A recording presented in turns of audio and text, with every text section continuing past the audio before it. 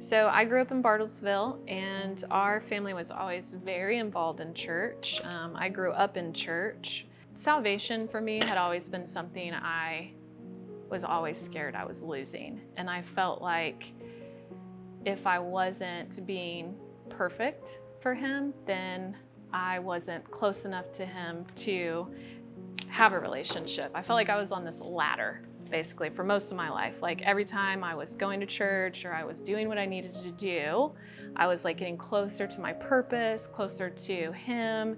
And then as soon as I made my first mistake, I felt like I fell down the ladder and had to start all over again. So at one point in my life, I was like, this isn't even worth it to even be on this ladder system with God. And it wasn't until I truly started to learn about grace that I realized I wasn't on a ladder anymore, but that he actually loved me and didn't see the flaws that I seen.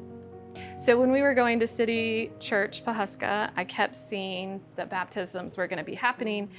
And I always felt this little voice inside of me saying, like, maybe this is something I should do, or it kind of perked my interest. I was baptized when I was younger, probably about like 8 or 9.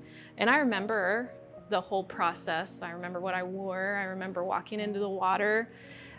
But the spiritual significance of it, I guess I didn't quite grasp.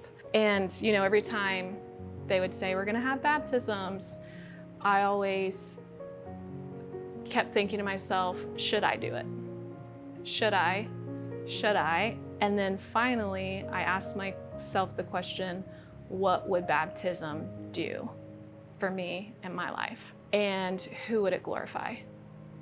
And that's when I made the decision that I was gonna get baptized publicly to make that declaration of my commitment to my faith and to glorify him for all that he's done in my life.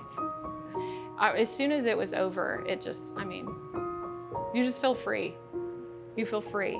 It was like solidified that my old self had been washed and now I'm a new person.